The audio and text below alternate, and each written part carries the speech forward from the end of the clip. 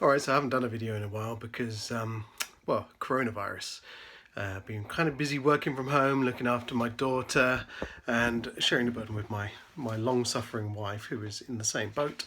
And it's a bit of a juggle, so not much free time, but just thought I would take a moment to talk about something which kind of related to it, but also related to this whole idea of being the change you want to see in the world. So, like, if you think about that phrase, be the change you want to see in the world, people often attribute it to Gandhi, but he didn't actually say that. It's actually someone else paraphrased him, and that saying now is be the change you want to see in the world. And there's this whole kind of notion that, like, we can be better as individuals, but what is the point? Because that's not going to make a great deal of difference for society. Why should I make the effort to be better when the rest of the world won't? And what we're getting here today is a prime example of when you're seeing, like, individuals en masse doing something and it making a big difference. So, like, I as an individual am trying to stay indoors, kind of quarantined, doing all this social distancing thing. And my next door neighbour is too, and the person down the road is too, and all across the country, all across the world, everyone is kind of keeping away from each other to try and slow the spread of this illness. And you can say, well, what can one person do? Well, we're seeing what one person can do. In the UK, they introduced rules for things like wearing seatbelts in cars, and that is individual people making a difference. And it does make a difference. The road's much safer now. And there are things like smoking, washing your hands, vaccinations. All of these things are being done by one person, en masse. And that just goes to show, what is difference does it make that I stay indoors? Well, it does make a difference.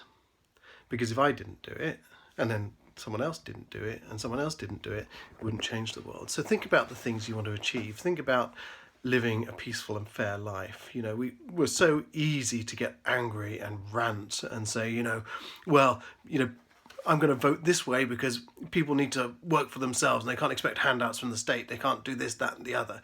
Well, how about voting for what you believe in, voting for what is right morally? Being kind of decent and trying to do the best you can. Embrace a spiritual practice, meditate, do all the things that kind of nurture well-being, eat well.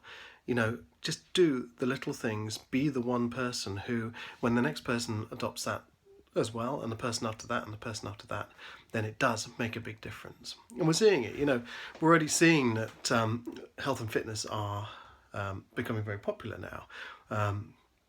Meditation is going mainstream now. There are all kinds of apps and things like that you can get. And, these are all things that one person is doing and another person and another person. So be the change you want to see in the world. Do the thing. It doesn't matter if it's just one person, because you can make a difference. And it might not be today, it might not be tomorrow, it might not even be in your lifetime, but it becomes a movement over time. And in a generation, perhaps, in 2 generations, 10 generations, we might see a world that's built on fairness rather than greed, on unification rather than competition, on people working together as one world rather than fighting over these imaginary border walls and border lines that don't exist for any reason other than to keep us apart. All right, cheers.